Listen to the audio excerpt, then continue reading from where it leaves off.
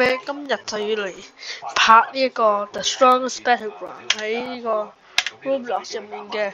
咁我哋今日嘅主題咧就係測試呢個 Iron Giant 嘅，即係新角色，唔係即係新出嘅呢一隻角色啦嘅大技，佢新出咗最近，所以我而家即刻嚟開始測試。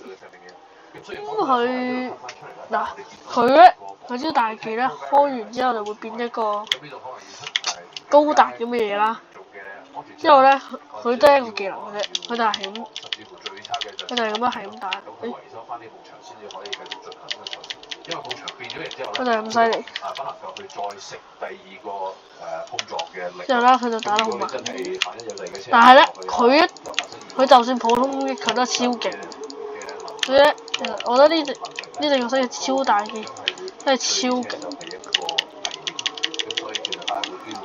所以呢一個角色，我都覺得冇乜嘢好介紹嘅。接下來就好。睇下點樣用呢隻角色虐待人哋啊！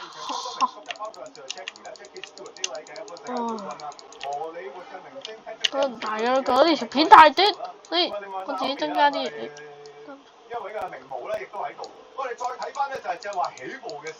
跪低咗，真係佢死咗咧。個高達就會落車啦。係咁，你係啦，我唔想打你啊嘛。唉，我死一次先啦，不如。我咩行開啊？但係可能前邊嘅胎嘅溫度未達到高咗溫度啦，加上其實有冇嚟殺我啦？咁所以嘅車一蹬咗一下，或者未上到胎壓咧，架車有少少浪底咧，就會令到車手好容易踩過咗壓，令到佢坐胎。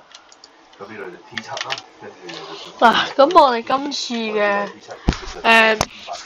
介紹影片就嚟到呢度啦。